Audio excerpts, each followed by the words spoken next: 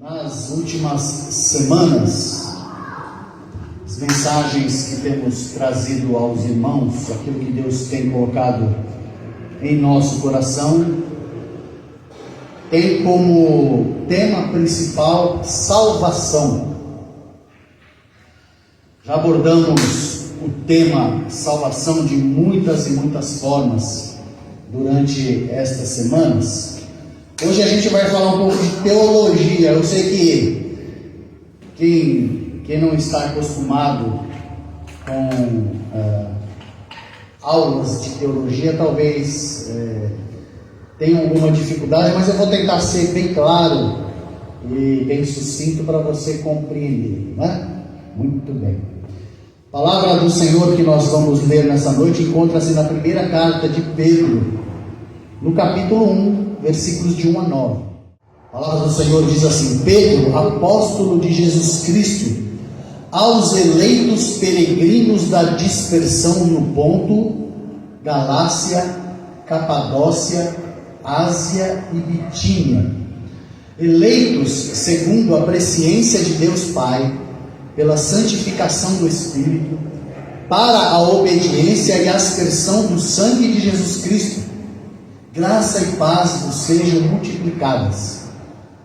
Bendito seja o Deus e Pai de nosso Senhor Jesus Cristo, que nos regenerou para uma viva esperança, segundo a sua grande misericórdia, pela ressurreição de Jesus Cristo dentre os mortos, para uma herança que não perece, não se contamina, nem se altera, reservada nos céus para vós, que sois protegidos pelo poder de Deus, mediante a fé, para a salvação preparada para se revelar no último tempo.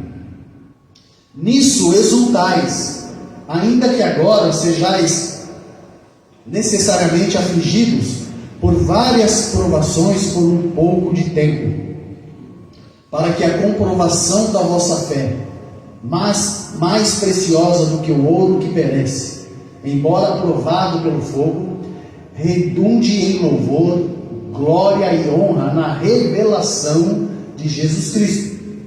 Pois, sem tê-lo visto, vós o amais, e sem vê-lo agora, crendo, exultais com alegria inexprimível e cheia de glória, alcançando o objetivo da vossa fé, a salvação da vossa alma. Palavra do Senhor. Que Ele se digne abençoar essa palavra na minha vida e na sua vida, querido irmão e querida irmã. Dentro dos conceitos teológicos, o estudo de Deus, na verdade é impossível se estudar Deus, né? A palavra teologia, ela é uma aglutinação de duas palavras gregas, theos e logia, estudo de Deus. É impossível para o ser criado estudar o Criador. É como se o automóvel resolvesse estudar o homem que o criou. Impossível. Ou a casinha do João de Barro, e aí a casinha querer estudar o João de Barro, não dá, são incompatíveis. Mesmo que eu e você tenhamos a imagem, mesmo que manchada de Deus em nós, nós somos criados à imagem e semelhança de Deus. Essa capacidade que nós temos de pensar, de raciocinar, essa capacidade que nós temos de amar, de ter sentimentos, de pensar, é algo que o próprio Deus colocou em nós. Nós temos essa imagem de Deus em nós. Pecado, obviamente, manchou essa imagem. A gente não tem a imagem plena de Deus em nós, como Adão e Eva tinham antes do pecado. Daquilo que Deus decidiu revelar ao homem, a gente consegue compreender algumas coisas. A Bíblia é a nossa fonte de ensino. Nós batistas temos a Bíblia como nossa única regra de fé e prática. Pastor Nelson, mas a Convenção Batista Brasileira tem a sua declaração doutrinária. Nós, por acaso, seguimos também a declaração doutrinária como nossa regra, a nossa base de regra e fé? Não. Mesmo que aquela declaração está baseada nos conceitos bíblicos, ela está baseada nos conceitos. A nossa regra de fé e prática, ela vem acima disso. Ela vem acima da declaração doutrinária da Convenção Batista Brasileira. A nossa fé está firmada em Jesus Cristo e na sua palavra. O texto de abertura do nosso culto hoje falou exatamente sobre isso. No princípio era o Verbo, e o Verbo estava com Deus, e o Verbo era Deus. O Verbo é o Senhor Jesus. É Ele que nós adoramos, é Ele que nós servimos, é a Ele que nós rendemos louvor, adoração, é a Ele que nós recebemos os ensinamentos. Ele sendo a própria palavra, a Bíblia, a gente poderia dizer que a Bíblia é Jesus Cristo, né, de uma forma bem figurada assim, porque é na Bíblia que nós encontramos o que o Senhor Jesus quer ensinar para cada um de nós. É a nossa regra de fé e prática. Então, a declaração doutrinária da Convenção Batista Brasileira, ela é somente um guia, mas ela não é a nossa regra de fé e prática. Dentro dos conceitos daquilo que a gente consegue aprender de Deus e do que a Bíblia nos ensina, dentro da teologia existe uma doutrina chamada soteriologia. Repita comigo, soteriologia. Isso, você nunca mais vai esquecer. É fácil de você lembrar, né? Quem nasce na cidade de Salvador, lá na Bahia, é soteropolitano. Por que é soteropolitano? Não é salvadorenho. Salvadorenho que nasce em Ilha de Salvador, né? Soteropolitano. Por quê? Porque a palavra Salvador em grego é soteros. Então, soteropolitano. Por que politano? Porque é da metrópole de Salvador. Certo? Então, culto de domingo à noite também é cultura. Muito bem. Então você já aprendeu isso também, não é? Dentro da teologia existe uma doutrina chamada soteriologia, que é a doutrina da salvação, onde a gente aprende os conceitos sobre a salvação. Quando um candidato ao ministério pastoral batista, ele passa por aquilo que nós chamamos de concílio, ele precisa responder uma série de perguntas da teologia sistemática. Existe uma área lá que é a soteriologia. Ele tem que responder sobre salvação. Tá? Então, uma pergunta que se faz ao candidato: o crente perde ou não perde salvação? Tem gente que acha que o crente perde salvação. E tem gente que acha que, inclusive, não se pode nem pregar esse tipo de informação na igreja, porque você vai perder gente da igreja. Eu já ouvi isso. Não, o pastor crê que o crente não perde a salvação. Se o pastor pregar isso na igreja, as pessoas então vão embora, porque elas sabem que não vão perder a salvação. Quem disse que elas têm a salvação? Você só pode perder algo que você tem. A salvação é um dom de Deus. É um dom dado por Deus a cada um de nós. O texto que nós lemos nesta noite, a carta de Pedro, nesses 9 primeiros versículos, ele é um texto que nos dá a certeza de que aquele que creu em Cristo Jesus, que verdadeiramente teve uma transformação da sua vida. Porque tem muita gente que levantou a mão num ato assim de emoção: ai meu Jesus, meu Salvador, né? Amém. Lindo, maravilhoso. Só que Jesus, ele não é só Salvador. Dentro de um outro conceito teológico chamado Cristologia, onde a gente estuda Jesus, lá a gente aprende que Jesus, ele é Salvador, mas ele é também Senhor. Então não adianta simplesmente eu dizer que estou salvo, mas eu não sigo os mandamentos de Jesus.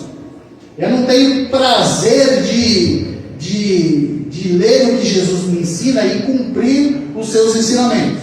Eu não tenho vontade de estar com os irmãos. Uma pessoa que teve um encontro verdadeiro com o Senhor Jesus Cristo, ela vai ter esse sentimento, esse desejo, essa vontade. Pode perder com o passar do tempo? Pode se esfriar, né? Uma brasa retirada da fogueira, ela se esfria. Ela precisa ser colocada novamente lá na fogueira para reavivar, acender a chama e botar fogo. É assim que deve ser. Ela continua sendo brasa, mesmo que está apagada ali, ela continua sendo brasa. Assim também é o crente em Cristo Jesus, crente verdadeiro, tá? Não aquele que chegou a Jesus por emoção, porque teve muita gente ao longo da história que se achegou a Jesus por emoção do momento, e depois percebeu que a coisa não era bem assim e voltou para o mundo. Na verdade, essa pessoa nunca teve um encontro com Jesus. Ela teve um esbarrão, no máximo, com Jesus, né? Um encontro verdadeiro, impactante, como, por exemplo, o apóstolo Paulo teve com Jesus no caminho de Damasco, a ponto de um clarão cegar-lhe os olhos. Poucas pessoas tiveram ao longo da história. Paulo é um exemplo de uma pessoa que foi verdadeiramente transformada. O apóstolo Pedro, do qual lemos a carta agora, é uma pessoa que foi transformada. E não foi transformada quando estava com Jesus. Se você ler bem a história, os evangelhos, você vai perceber que ele só vai se converter mesmo quando Jesus vai para a cruz. Olha que loucura, gente.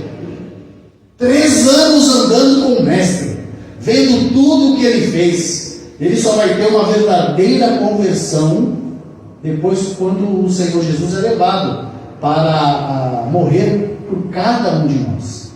Ele vai perceber o que aconteceu. Vai se arrepender, inclusive, do seu pecado, de ter negado Jesus. Mas ele teve uma transformação verdadeira. Isso é bem claro para nós quando você lê Atos dos Apóstolos e quando você lê esta carta, por exemplo, né? Esses 9 primeiros versículos revelam que a salvação ela é eterna. Aquele que teve esse encontro com Jesus vai se encontrar presencialmente com ele na glória e vai ouvir dele: vinde, bendito, bendita de meu Pai, venha para a minha direita, venha para o gozo do seu Senhor.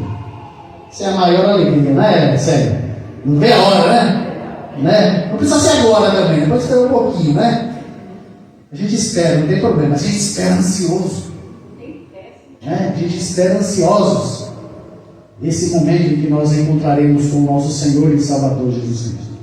Dentro do conceito teológico de salvação, uma pergunta que se faz também aos pastores é: a salvação é um ato ou é um processo? Essa pergunta cai em concílio pastoral. Aí a pessoa não está muito bem preparada, ela se enrola todinha na resposta, né? Então você que um dia pretende se tornar um pastor batista e vai passar pelo concílio, eu já vou te dando uma dica, né? Quando você, se por um acaso fizerem esta pergunta para você, você vai responder que a salvação é um ato que envolve um processo. Olha que bonito, né? Se você não explicou nada, ele explicou tudo. Por que é um ato que envolve um processo? Dentro da salvação, querido, querida, meu amigo, minha amiga, você que nos prestigia com a nossa transmissão, processo de salvação envolve algumas etapas. Primeiro, regeneração. Repita comigo. Regeneração. Quando a pessoa ouve a mensagem de salvação, que mensagem de salvação é essa, pastor Nelson? É aquela mensagem em que alguém chega para você e diz assim: você é salvo? E se você não sabe do que se trata, você pergunta: o que é isso? Salvo do quê? Né? E aí a pessoa que está evangelizando, ela diz: você é salvo da condenação eterna? Se a pessoa não sabe o que quer dizer isso, então o pregador, o evangelista, ele vai explicar o que é a condenação eterna. Todos nós estamos ou estávamos, aqueles que não tiveram um encontro com Jesus ainda, estão destinados a queimar no mármore do inferno. Todos. Pastor Nelson, isso não é justo. Onde já se viu? Deus é bom. Deus é bom o tempo todo. O tempo todo, Deus é bom. Ele não vai mandar os seus filhos para o mármore do inferno. Não, os filhos de Deus não vão para o mármore do inferno. Fique tranquilo, né? Não vai, né? Filho de Deus não vai para o inferno. Vai os inimigos de Deus. Pastor Nelson, eu não sou inimigo de Deus, né? Tá certo que eu não sou muito amigo, mas também não sou inimigo. Se não é amigo de Deus, só pode ser inimigo de Deus. Não tem meio termo. Não tem vizinho de Deus. Não tem conhecido de Deus. Né? Ou se é filho de Deus, ou se é inimigo de Deus. Não tem outro meio caminho. Não tem terceira opção. Não tem quarta opção. É igual o segundo turno das eleições. Ou você vota em um, ou você vota em outro. Não, mas lá tem opção, né? Você vota em branco, né? Então você não votou em ninguém, votou em branco. Ah, eu posso anular o meu voto. Beleza, você anula o voto, mas você não votou em ninguém. Isso vale para a intimidade com Deus também. Ou se é amigo, ou se é inimigo. Quem é inimigo de Deus? Todos nós éramos inimigos de Deus. A palavra do Senhor nos ensina esta vez. Todos nós éramos inimigos de Deus. Todos nós, o que diz Romanos capítulo 3, versículo 23? A minha vai rapidamente assim, com os seus dedos serelepes. E a palavra do Senhor diz assim, vamos todos juntos falar? Porque todos pecaram e estão destituídos da glória de Deus. Todos. Tem uma exceção. Quem é a exceção? Quem esteve nesse mundo e não pecou? Jesus Cristo. É o único que não pecou. Pastor Nelson, mas Maria, mãe de Jesus, não pecou? Esta palavra diz que sim. Não sou eu que estou dizendo, é a palavra do Senhor. José, o pai terreno de Jesus, pecou. Esta palavra diz que todos pecaram. Separados estão da glória de Deus. Todos, sem exceção. O único que nasceu, viveu e morreu sem pecado foi o Senhor e Salvador Jesus Cristo. É o único. Todos os que nasceram nesta terra, com exceção de Jesus, nasceram com o DNA do pecado herdado por Adão e Eva. Todos nós herdamos isso. Não tem como fugir desta realidade. Mas há como transformar esta realidade. Quando você aplica a vacina contra o antídoto do pecado que está circulando no seu sangue. Qual é a vacina que mata o pecado de cada um de nós? O sangue de Jesus Cristo, derramado na cruz do Calvário. Aquele que foi lavado e remido pelo sangue de Jesus, ele está limpo dos pecados. Não quer dizer que eu e você não vamos pecar. Nós vamos continuar pecando porque nós somos pecadores. A nossa natureza, ela é pecaminosa. Nós só vamos estar livres disso quando nós estivermos na glória. É por isso que na salvação existe um processo. O processo começa com a regeneração. É o que Jesus Cristo diz para Nicodemos. É necessário que você nasça de novo. Tem que nascer de novo. E não é só um cântico que a gente canta de vez em quando. Eu nasci de novo, nasci de novo. Ou então, né, quando a gente veste uma camisa, né, Márcio, né, eu nasci de novo. Nascer de novo é ter este encontro com Cristo Jesus e se tornar uma nova criatura de Deus. A regeneração é esse processo. A salvação começa com esse processo. Então você está ouvindo lá a mensagem, alguém diz para você que você é um pecador, que você precisa se arrepender dos seus pecados, e você tem o antídoto, que é o sangue de Jesus Cristo. Então você ouve essa mensagem e você crê. Naquele momento você é regenerado. Muito bem. Quando passa esse processo,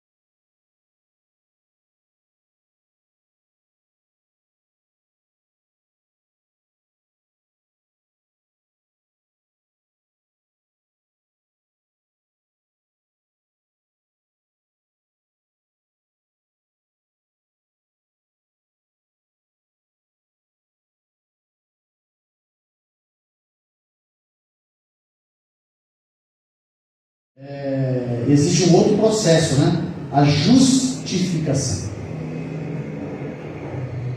A gente é regenerado, e depois que a gente é regenerado, a gente é justificado.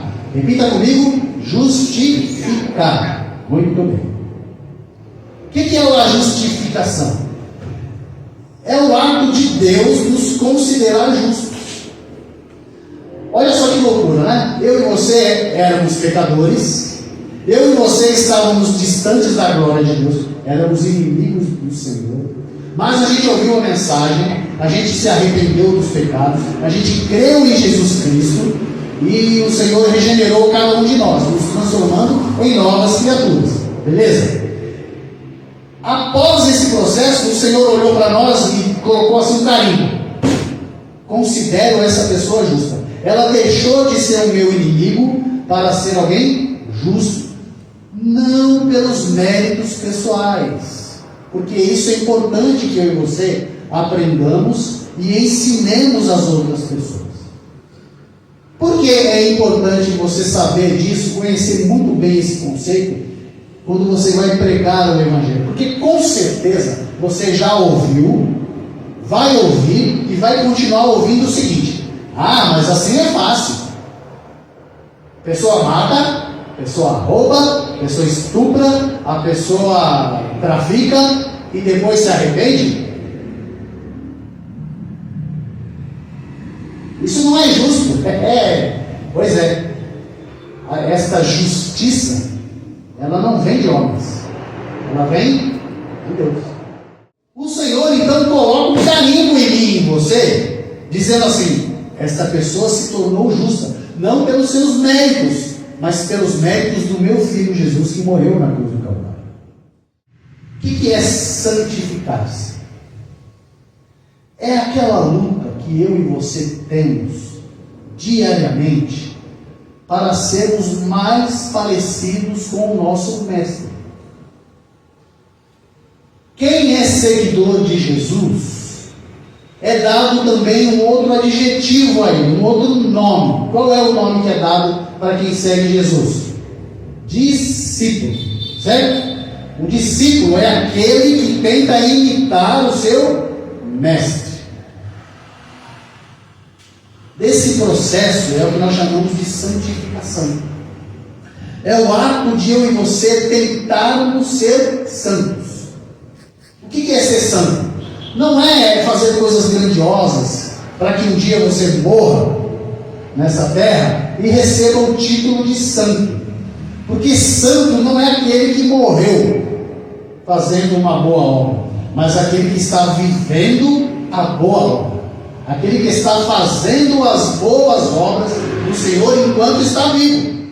Então nós somos regenerados, nós somos justificados, e agora sim a gente passa a viver uma vida parecida com aquela que Jesus viveu aqui nessa terra. É por isso que eu e você temos a palavra do Senhor em nossas mãos, querida.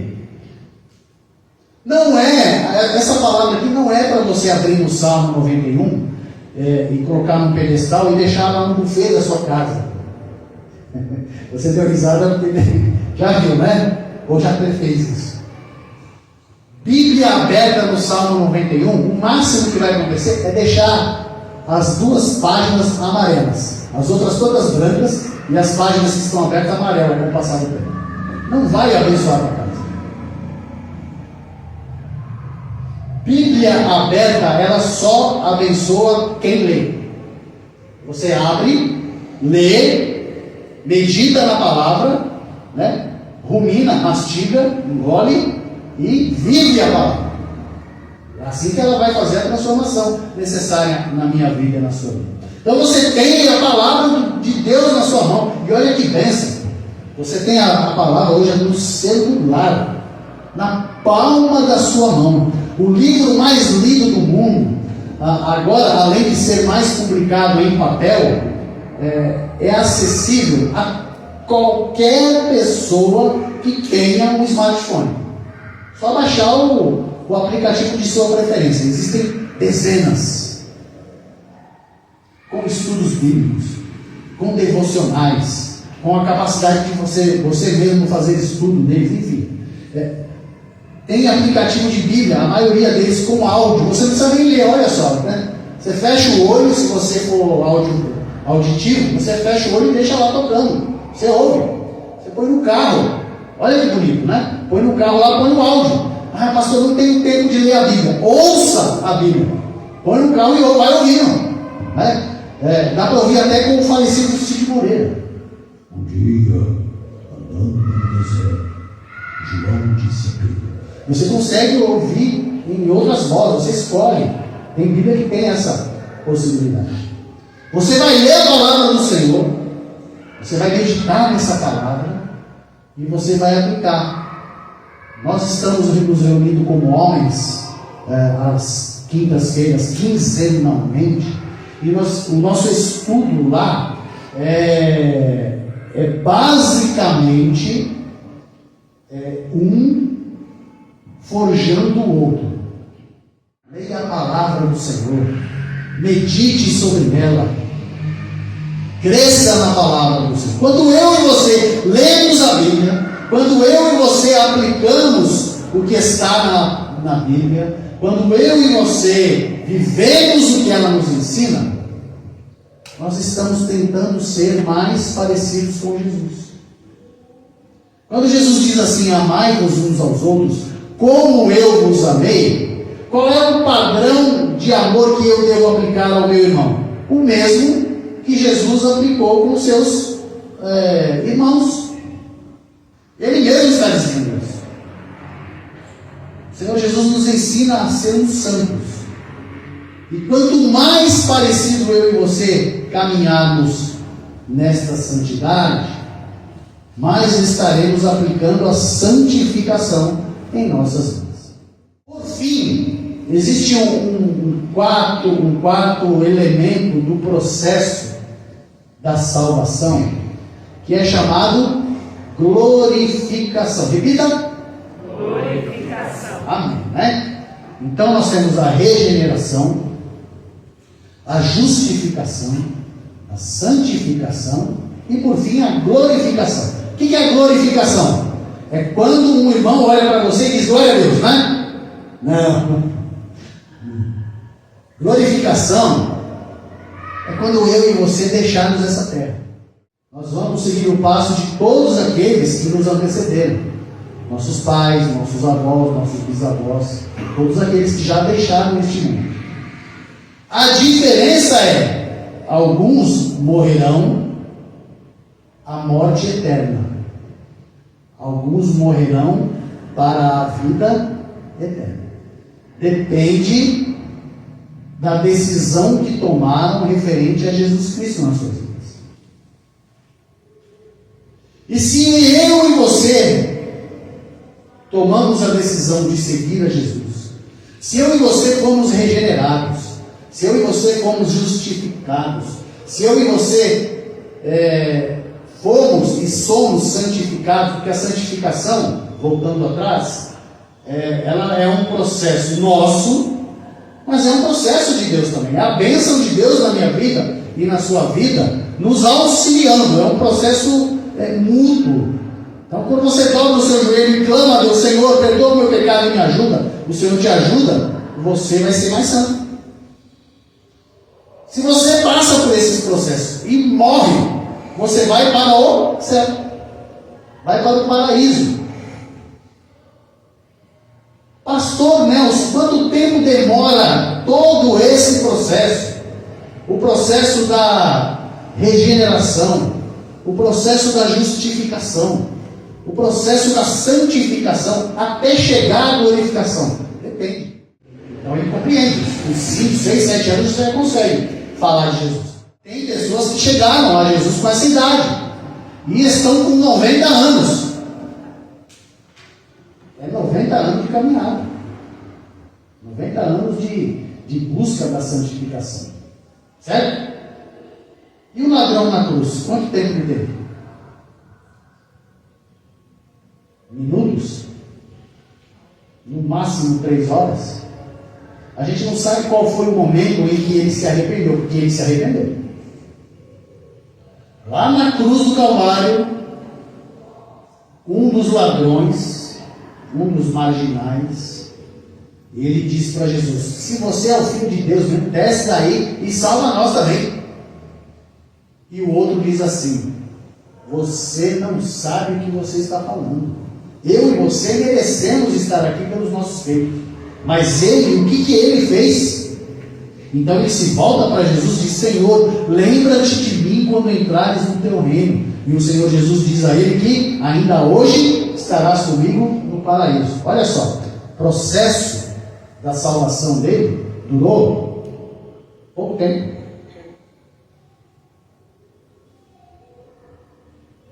Depende da pessoa. O processo pode ser longo, o processo pode ser instantâneo. Por isso que nós dizemos que a salvação é um ato que envolve um processo. É um ato de Jesus Cristo na cruz do Calvário, morrendo no meu e no seu lugar, para que eu e você, crendo neste sacrifício, fôssemos regenerados, fôssemos justificados, fôssemos santificados e fôssemos glorificados. Um dia, querido, querida, eu e você deixaremos essa terra e nos encontraremos com o céu, nos céus com o nosso Senhor.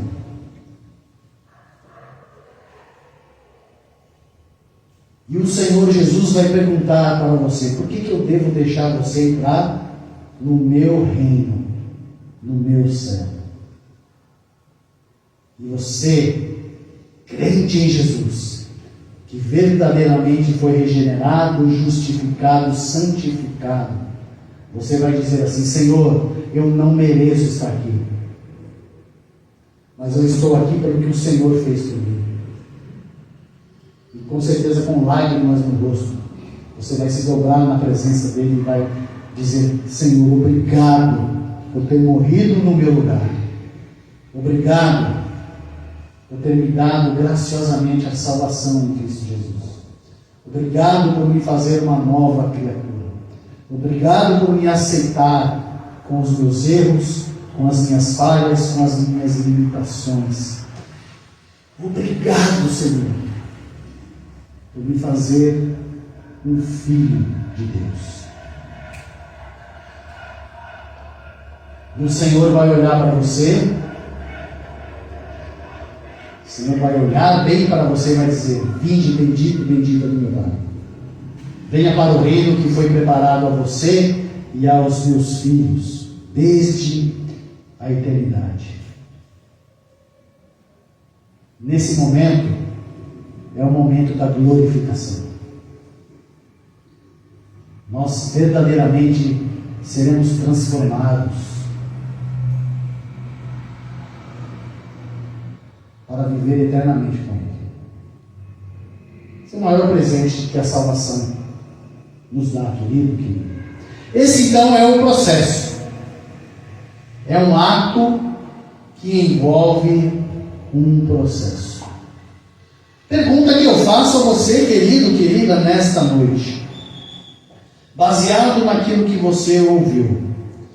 Você foi regenerado ou regenerada?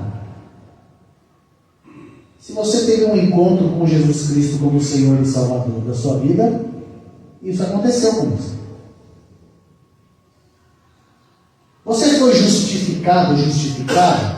Se você teve este encontro, o Senhor te selou dizendo: esse aqui passou um controle de qualidade, vai receber o carimbo da justificação.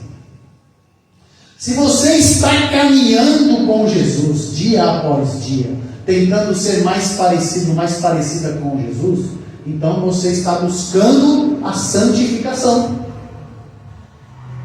Isso quer dizer que se você morrer hoje, você vai ser glorificado, glorificada lá nos altos. Mas de repente tem alguma parte desse processo que está falhando aí, né? Normalmente, ou é a regeneração, você não teve um encontro com Jesus. Se você não teve um encontro com Jesus, este é o momento. É o momento de você ter este encontro. Por isso eu quero orar por você, tanto você que está aqui presencialmente na igreja, quanto você que está em nossa transmissão, querido. Peço que você abaixe sua fronte e feche seus olhos. Deus Pai Todo-Poderoso, em nome e por amor do seu Filho Jesus Cristo, eu venho, Senhor Deus, apresentar cada vida presencialmente aqui na tua casa de oração. Aqueles que estão na gravação desta mensagem, que o Senhor esteja visitando a cada vida agora, com a graça e a paz do Senhor. Ó Deus, se alguém nesta noite compreendeu que ainda é um inimigo de Deus, porque não teve um encontro com Jesus Cristo como Senhor e Salvador da sua vida, e está clamando a Deus para ser recebido ou recebida como filho e filha do Senhor, eu clamo a Ti, Senhor, que o Teu Santo Espírito venha convencer esta pessoa do pecado, da justiça e do juízo neste momento. E que haja transformação em sua vida. Que haja regeneração. Que essa pessoa verdadeiramente nasça de novo agora e que seja justificada pelo Senhor para a salvação. Oh Deus, eu clamo a Ti por cada vida, Senhor. Tenha misericórdia de cada um. Mas talvez nessa noite, Senhor Deus, nós tenhamos pessoas que já foram regeneradas, pessoas que já foram justificadas, mas que por algum motivo nesta caminhada estão distantes do caminho do Senhor e querem voltar aos teus caminhos, querem fazer a tua vontade, querem cumprir o teu querer, querem ser mais parecidas com Jesus Cristo, Senhor e Salvador das suas vidas. Ó Deus, que esta noite também seja uma noite de renovo para estas vidas. Ó Deus, restaura a comunhão desses irmãos e irmãs na Tua presença, para que voltem a caminhar com o Senhor. Para que, Senhor Deus, nós estejamos todos preparados para aquele dia em que nos encontraremos com o Senhor.